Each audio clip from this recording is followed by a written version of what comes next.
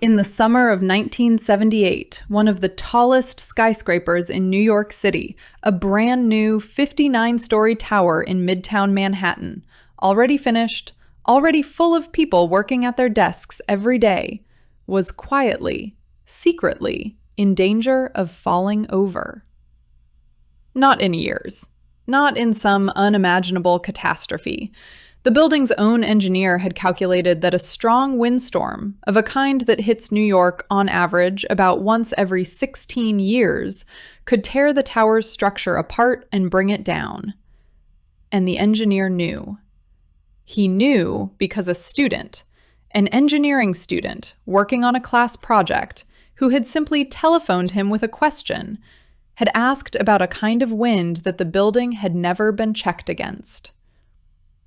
The engineer ran the numbers the student's question implied, and what he found turned his stomach.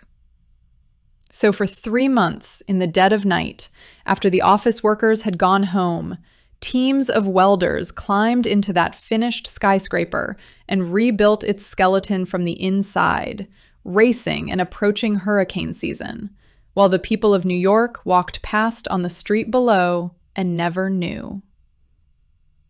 This is the story of the skyscraper that was secretly about to fall. To understand how a finished skyscraper ended up secretly unsafe, you have to start with a problem, an unusual, almost charming problem that the building was designed to solve.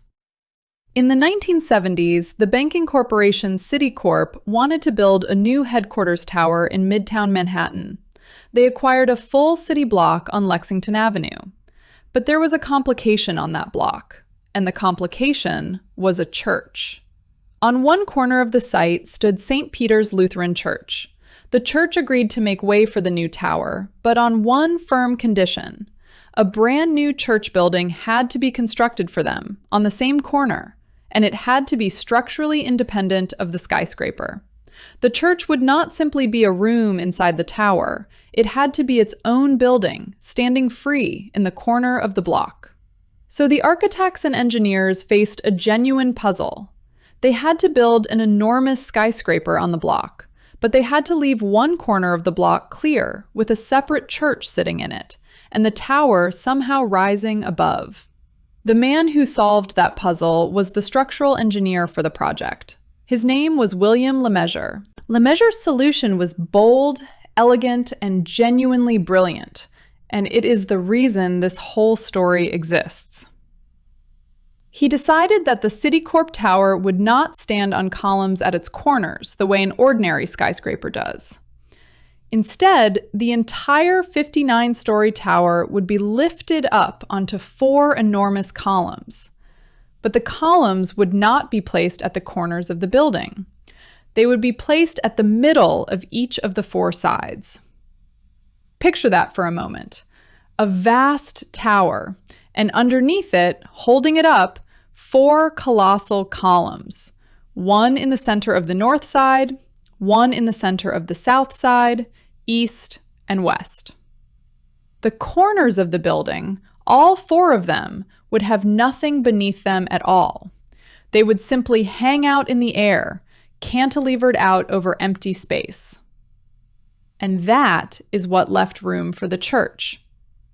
With the columns pulled in to the centers of the sides, one whole corner of the block was free for St. Peter's Church to sit beneath the overhanging corner of the skyscraper in its own independent building.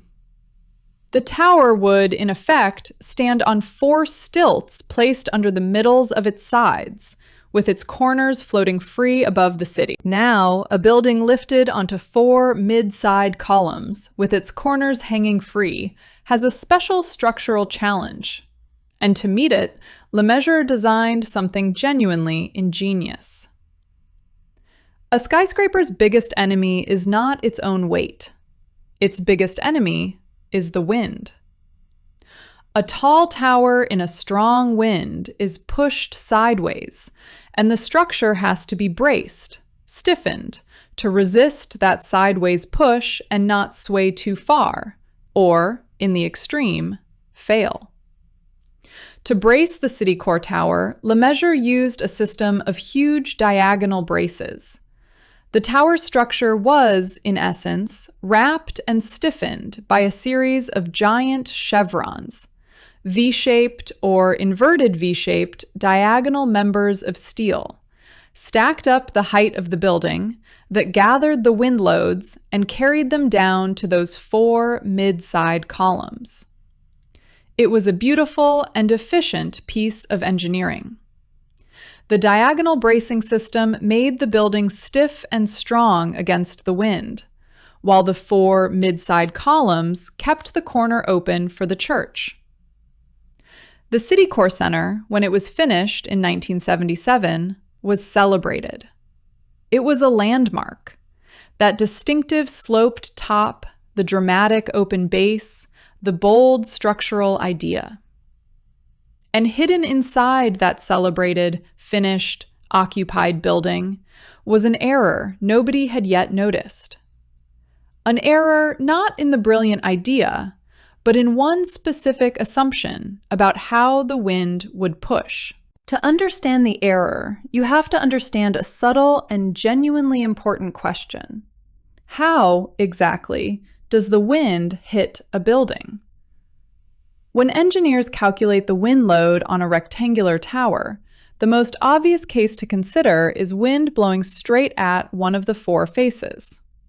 A wind from the north pushes straight against the broad north face of the building. A wind from the east pushes straight against the east face. These are called perpendicular winds.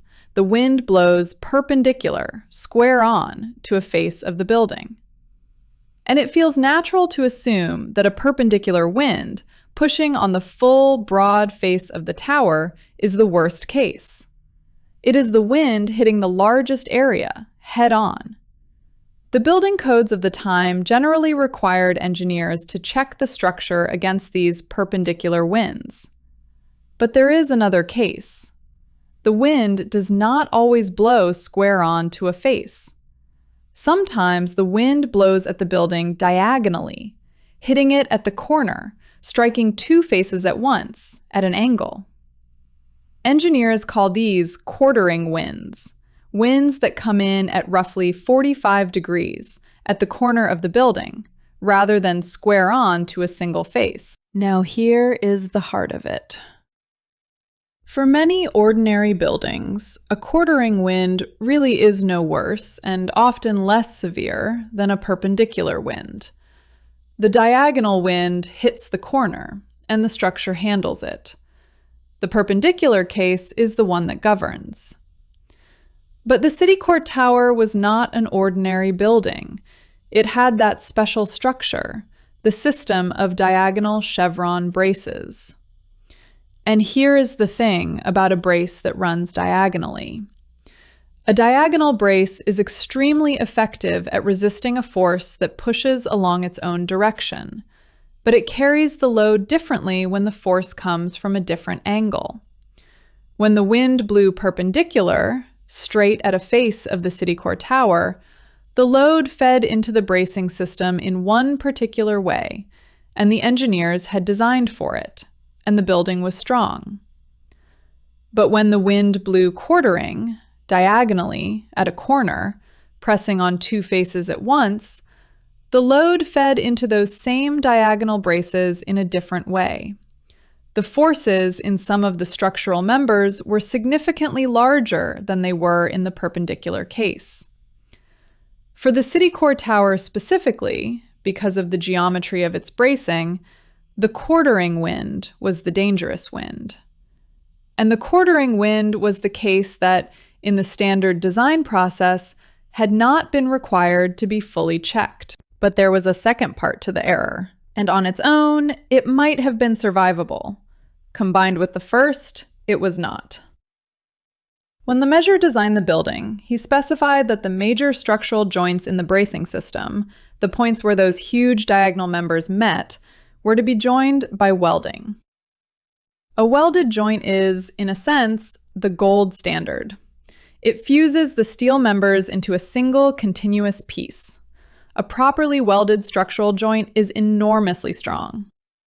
But after the design was set, a decision was made by the steel fabrication company, for reasons of cost and practicality, to change many of those joints. Instead of being welded, they would be bolted. The huge diagonal braces would be connected, at many of their critical joints, with bolts rather than with welds. Now, bolted joints are completely standard and completely acceptable in structural engineering, when they are designed for the loads they will carry. A bolted joint, properly engineered, is a perfectly good joint.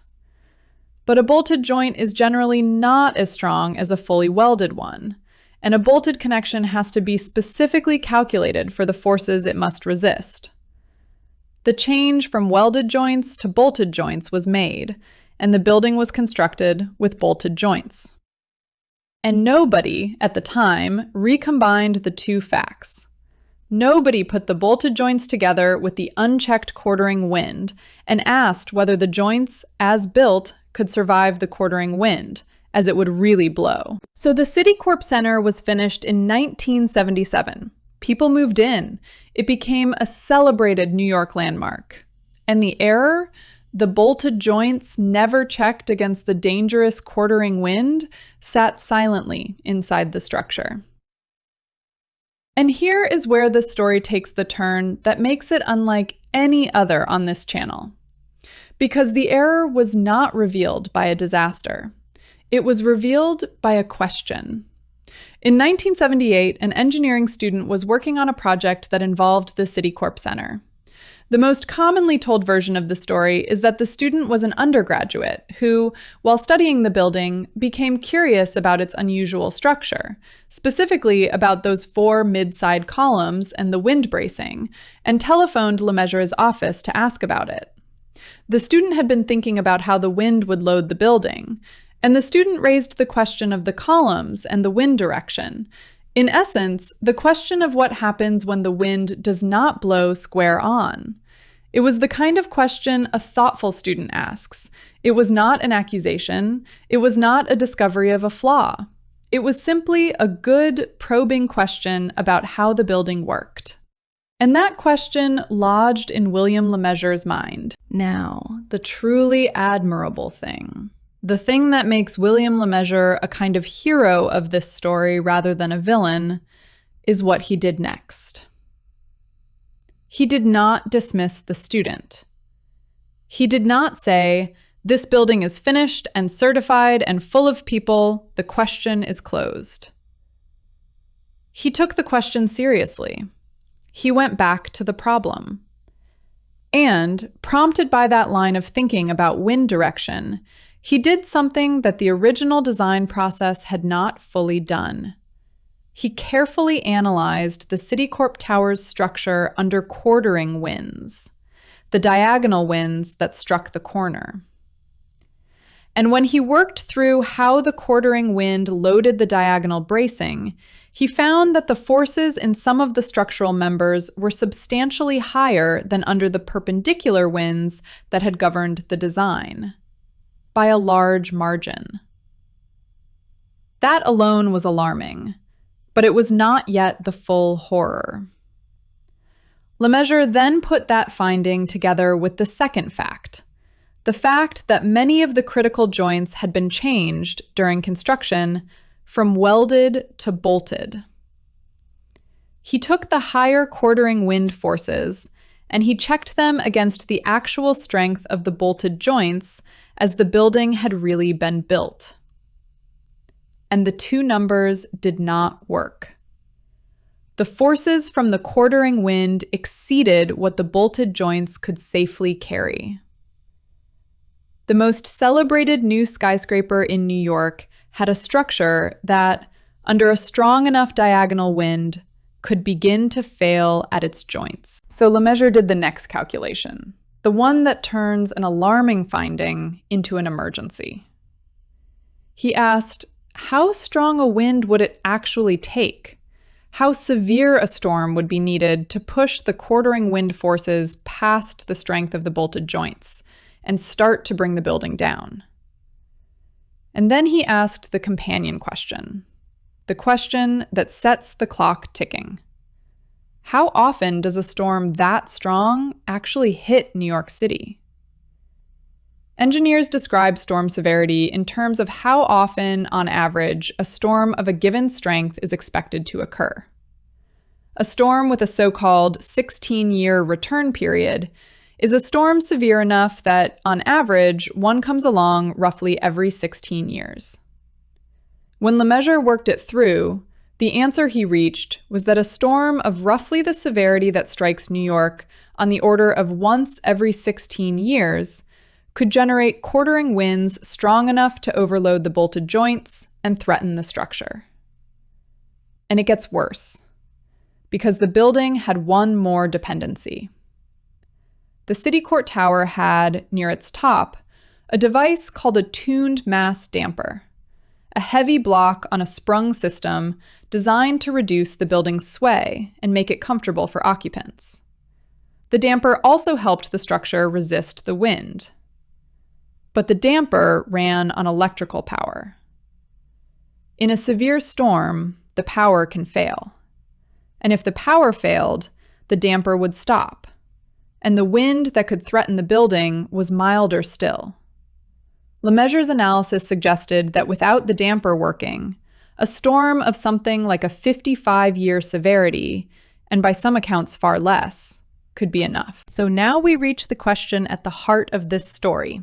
Why is a diagonal wind, a wind hitting the corner, worse for a braced tower than a wind hitting it square in the face?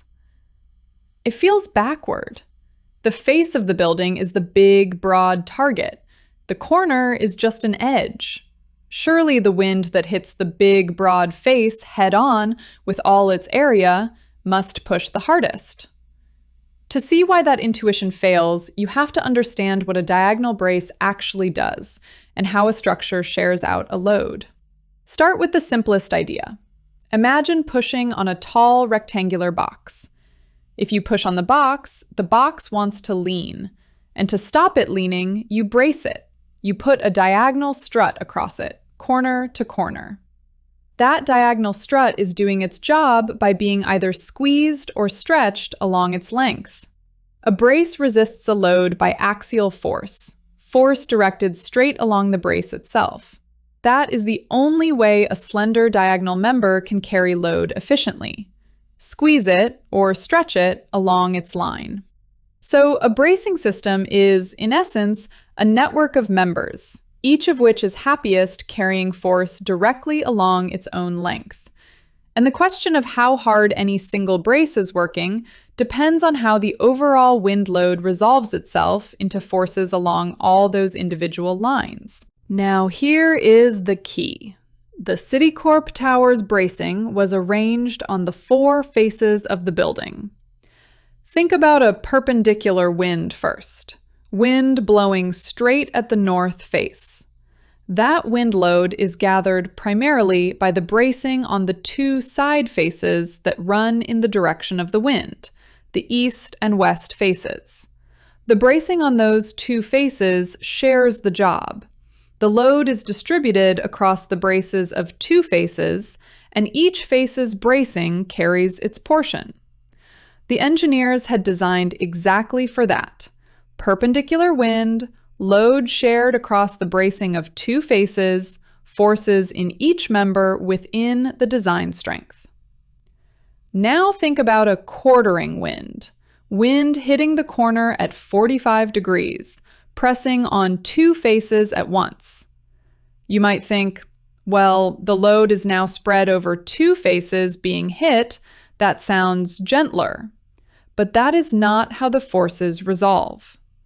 When the wind comes in diagonally, the way the load channels down through that particular chevron bracing geometry concentrates more force into certain individual diagonal members than the perpendicular case ever did. The same total wind arriving from the corner does not share itself out evenly and gently. It piles up disproportionately into specific braces. And those specific braces and the joints connecting them were sized for the perpendicular case. the case where the load shared more kindly. The quartering wind found the members where the load liked to concentrate, and it loaded them past what the bolted joints holding them could take. Now I want to add the idea that turns this from a static problem into a genuinely frightening one: the idea of progressive collapse. A structure like the Citicorp Tower's bracing is a connected network. The braces and their joints carry the load together. So ask, what happens if one overloaded joint actually fails? One bolted connection, somewhere up the building, pushed past its strength by a quartering wind, lets go. When that joint fails, the load it was carrying does not vanish. It has to go somewhere. It redistributes. It dumps onto the neighboring members and joints. And those neighboring joints were already heavily loaded by the same storm. Now they are carrying their own share, plus the share of the failed joint. So they are pushed even harder. And if that pushes one of them past its strength, it fails too, and dumps its load in turn onto its neighbors. You can see the shape of it. One failure increases the load on the survivors, which causes another failure, which increases the load again. It is a chain reaction, a cascade. This is progressive collapse, the terrifying mode in which a structure does not fail all at once, but unzips, joint by joint, each failure making the next one more certain. Lemaitre's fear was not that the Citicorp Tower would creak and lean in a storm. His fear was that, in a strong enough quartering wind, the failure of a single critical joint could begin a cascade that brought the tower down. So let us actually write down the equation, the relationship, that put the Citicorp Center in danger. At its foundation, this is the same equation we met in our episode on the Hyatt Regency walkways, the most basic statement in all of structural engineering. A structure stands if and only if the demand is less than the capacity. Demand, the load actually placed on a structural element. Capacity, the load that element can actually carry. Demand below capacity, the element holds. Demand above capacity, the element fails. But the Citicorp story shows us something the Hyatt story only touched: that the word demand is hiding a subtlety, and that subtlety is the whole point. Here is the subtlety. The demand on a particular structural member is not a single fixed number that you can read off once and forget. The demand depends on the loading scenario, on the specific way the world chooses to push on the building. And the deepest mistake in the Citicorp design process was this: the demand on the bracing members had been calculated for one family of scenarios, perpendicular winds, and the largest value found in that family had been treated as the demand, the worst case. But it was not the worst case. It was only the worst case among the scenarios that had been checked. The true demand on a structural member is the largest force that member will ever experience across every loading scenario the real world can actually produce, not the largest force across the subset of scenarios the engineer happened to analyze. And the quartering wind was a real scenario. The world can absolutely produce a wind from the corner. It is not exotic. It is just a wind blowing from a 45-degree direction. So the demand the engineers had used was too small. It was the maximum over an incomplete list of scenarios. The real maximum, the one that included the quartering wind, was substantially larger. Now bring in the other side, the capacity. The capacity of a braced joint is the load it can carry before it fails. And the capacity, too, had quietly shifted because of the change from welded joints to bolted joints. A fully welded joint and a bolted joint do not, in general, have the same capacity. The welded joint fuses the steel. The bolted joint relies on a pattern of bolts, and its capacity must be specifically calculated for the load it carries. The substitution lowered the capacity at many of the critical joints relative to the original welded design. So look at the full equation as the Citicorp tower actually stood in 1978. On the demand side, a value that had been computed as the maximum over perpendicular winds only, and that was therefore too small because the genuinely worst scenario, the quartering wind, had been left off the list.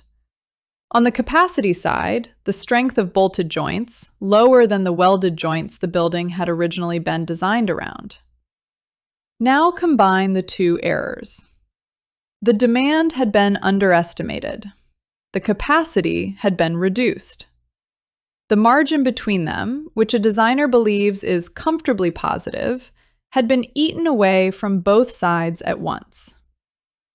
And when Lemessurier finally computed the demand honestly, the real maximum, quartering wind included, and compared it to the real capacity of the bolted joints, the inequality failed. For a strong enough quartering wind, demand exceeded capacity. And the building had no second hidden load path to save it. There were no backup columns. There was only the bracing. And the bracing under the corner wind was not enough. And there was the timer. In the Hyatt Regency story, the equation was static. The walkways either held the crowd or they did not. But the Citicorp equation had a probability attached to it, and that is what made it an emergency rather than merely a flaw. The dangerous quartering wind was not certain to come tomorrow, but it was not rare either. A storm strong enough to push the demand past the capacity was, by Lemessurier's analysis, something New York could expect on the order of once every 16 years. And milder still if the building lost the electrical power that ran its damper. So the equation did not say the building will fall. It said the building has an unacceptably high probability of falling each year, every year, until it is fixed. And it was summer. Hurricane season. The season that brings exactly the kind of severe storms that produce those winds was approaching. The equation was not just unbalanced. It was unbalanced, and it was loaded into a calendar, and the calendar was running. So let us go back to New York in the summer of 1978, with the equation in hand and the hurricane season coming. William Lemessurier now faced a situation of extraordinary difficulty, professional, ethical, and human. He had concluded that a finished, occupied, celebrated skyscraper had an unacceptable probability of catastrophic failure.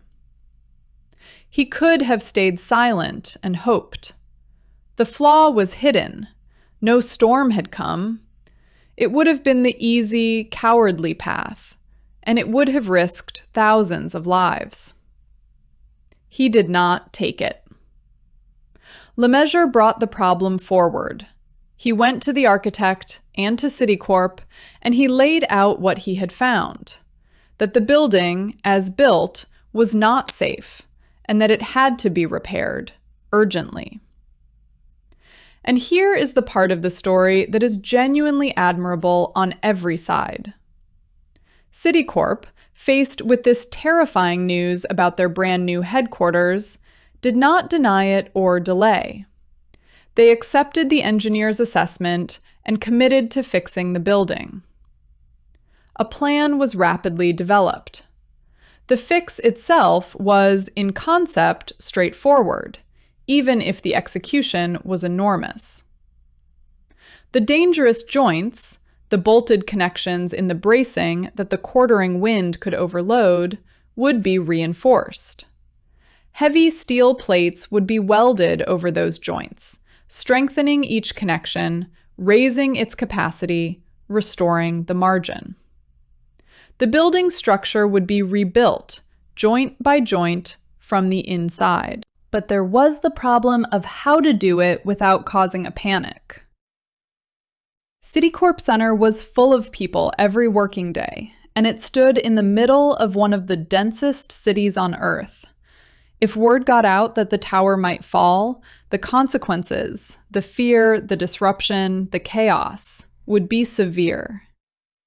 So the decision was made to carry out the repair as quietly as possible. The work would be done at night, after the office workers went home. During the day, the building operated normally, and the public knew nothing. After dark, the repair crews moved in. And so, for roughly 3 months in the late summer and autumn of 1978, this is what happened inside the Citicorp Center. Each evening, the office workers left, and each night, teams of welders and iron workers came in, climbed to the structural joints, and welded heavy steel reinforcing plates over the bolted connections. Carpenters would build temporary plywood enclosures around the work areas so the welding could be done. Night after night, joint after joint, the skeleton of the skyscraper was strengthened. And every morning, before the workers returned, the site was made presentable, and the building opened for another ordinary day. The people at their desks in Citicorp Center that autumn were working inside a building that was being structurally rebuilt above and around them every night, and they did not know. And the danger was real all through those months because the repair was a race. The joints were being reinforced one at a time until every dangerous joint was strengthened. The building was still vulnerable, and the hurricane season was active the entire time. So the effort was backed by serious contingency planning. Weather forecasts were monitored closely. Emergency plans were drawn up for evacuating the surrounding area if a dangerous storm approached before the repairs were complete. And in the middle of all this, a genuine threat did appear. A hurricane, Hurricane Ella, tracked through the Atlantic that September, and was, for a time, a potential danger to New York. The repair teams were racing a real storm. As it happened, Hurricane Ella turned away and never struck the city. The welding continued night after night through the autumn. And by the time the work was finished, the dangerous bolted joints had been reinforced with welded steel plates, and the building's capacity had been raised far beyond what any quartering wind could threaten. The Citicorp Center had been made genuinely, robustly safe, not against the once-in-16-years storm, but after the repair, against storms of a severity expected only once in centuries. The equation had been rebalanced. The crisis had passed, and the public still knew almost nothing. The repair of the Citicorp Center was completed. The building was made safe. And then something remarkable happened. The story disappeared. For roughly 20 years, the public did not know that one of New York's signature skyscrapers had been secretly rebuilt in the middle of the night to keep it from falling down. The episode was known to the people directly involved, the engineer, the company, the construction crews, but it did not become public knowledge. And there is a strange and slightly uncomfortable historical accident that helped keep it quiet. During the autumn of 1978, while the repairs were underway, New York City was hit by a major newspaper strike. The city's main newspapers were not publishing. So the period during which an alert reporter might most easily have noticed something unusual, large nighttime construction operations inside a brand new skyscraper, was a period when the city's primary news coverage was largely shut down. The repair was completed, the building stood, the years passed, and the dramatic story of the secret fix simply did not surface. It was not until 1995, 17 years later, that the full story was finally told in detail, in a long article in the New Yorker magazine by the writer Joe Morgenstern, who had heard a reference to it at a party and pursued it. That article is the reason the Citicorp story is widely known today. Now, when the story did come out, it raised hard and lasting questions, and it is important to be honest about them. Was it right to repair the building in secret? Was it right to keep the people working in the tower and the people living and working around it uninformed about a danger to their lives? There is a genuine argument on the other side. Those people had a right to know that they were, for a season, at risk. Keeping them in the dark removed their ability to make their own choice about that risk. The defense offered at the time was that public disclosure would have caused a panic that was itself dangerous, that the repair was being carried out as fast as humanly possible, and that the contingency plans meant the area could be evacuated if a real storm threatened before the work was done. These are not easy questions, and this channel is not going to pretend they have a clean answer. The Citicorp story is studied in engineering ethics courses precisely because reasonable people still disagree about the secrecy. But there is one part of the story where the judgment is much clearer and much more positive. And that is the conduct of the engineer himself. William Lemessurier had every incentive that a human being can have to stay silent. He was an eminent, respected engineer at the peak of his career. The flaw was hidden. No storm had come. To raise the alarm was to announce that a building bearing his structural design had a potentially fatal error in it. And he raised the alarm anyway. He took a student's question seriously.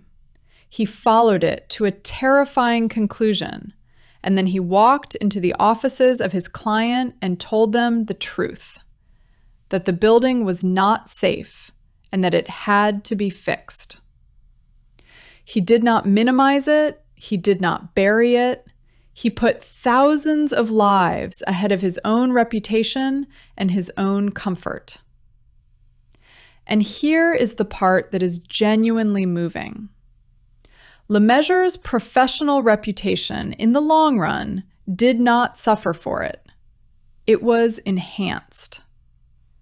Because the engineering community, looking at what he had done, saw not a man who had made an error, errors are made on every large project, but a man who, faced with a catastrophic error, behaved with complete integrity. Lemessurier is taught today in engineering schools as a model of professional responsibility, of what it looks like to do the right and difficult thing. The Citicorp story is, among other things, the story of an engineer who, when the equation finally turned against him, chose to be honest about it. The Citicorp Center story is now, in engineering education worldwide, one of the most important case studies that exists. It is taught in structural engineering as the classic lesson in load cases, in the absolute necessity of checking a structure against every loading scenario the real world can produce, including the quartering wind, including the case that feels less obvious than the head-on one. It is taught as a lesson in how a change made during construction, the substitution of bolted joints for welded ones, can interact with a gap in the original analysis to produce a danger that neither error would have produced alone. And it is taught, above all, in engineering ethics, as the defining case study of an engineer's duty to disclose and of what professional integrity looks like under the heaviest possible pressure to stay quiet. All of those readings are true. But here is the thing about the Citicorp story that I find most striking, and it is the thing that connects it to every other story on this channel, and the way it connects is unusual. On this channel, The pattern is almost always the same. The equation arrives late. The bridge falls, the ship sinks, the walkway collapses, the reactor explodes. And only afterward does someone work out the mathematics that explains the disaster. The catastrophe comes first, and the understanding comes second, written in the wreckage. The Citicorp Center is the story of the one time the order was reversed. The equation still arrived late in one sense. The quartering wind danger was real and unrecognized in a finished and occupied building. But it arrived this time before the storm. It arrived as a number on William Lemeasure's desk, computed in a quiet office at night, prompted by a student's curious phone call, and not as a tower lying in pieces across a New York street. Every other building on this channel taught its lesson by failing. The Citicorp Center taught the same kind of lesson, the lesson of the unchecked load case, and it is still standing, full of people, to this day. It is the disaster that did not happen, because the equation, for once, was run in time. I want to leave you with the thought I find most powerful about the Citicorp Center, and it is the reason this story belongs on this channel. Every other equation we have looked at, metacentric height, aeroelastic flutter, the void coefficient, synchronous lateral excitation, every one of those was, in some sense, missing. Not yet written, or written in another field, or written and ignored. The disaster happened in the gap where the equation should have been. But the Citicorp Center is different. The equation that mattered, demand less than capacity, evaluated honestly across every real loading scenario, was not missing at all. It was completely standard. Any competent structural engineer knew it. What was missing was simply the act of applying it to one particular scenario, the quartering wind, that had slipped off the list of cases that got checked. And the thing that saved the Citicorp Center in the end was not a genius and not a new theory. It was a question. A student, working on a class project, looked at an unusual building and asked a simple, honest question about how the wind would push on it. The student was not trying to find a flaw. The student was just curious enough and serious enough to ask. And that question, taken seriously by an honest engineer, was enough to surface a hidden danger and rebuild a skyscraper before a storm could find it. The deepest lesson of the Citicorp Center is that the equations governing the world are run by people, and that the single most powerful tool for making sure they are run correctly is the willingness to ask a question, and the willingness, on the other end, to actually listen to it. The Citicorp Center, later renamed and known by other names over the years as ownership changed, still stands today on Lexington Avenue in Manhattan, its distinctive sloped top unmistakable on the skyline. Its reinforced joints have carried it safely through every storm in the decades since, and its structure is now strong against winds far beyond anything the city is likely to see. The building was secretly in danger because a load case had been left unchecked, and it was saved because a student asked and an engineer answered honestly. Strange equations are not always strangers that arrive too late, written in wreckage. Sometimes the equation is ordinary and well-known, and the only thing standing between a city and a catastrophe is whether someone bothers to apply it to the case nobody thought to check. The wind from the corner was always going to come.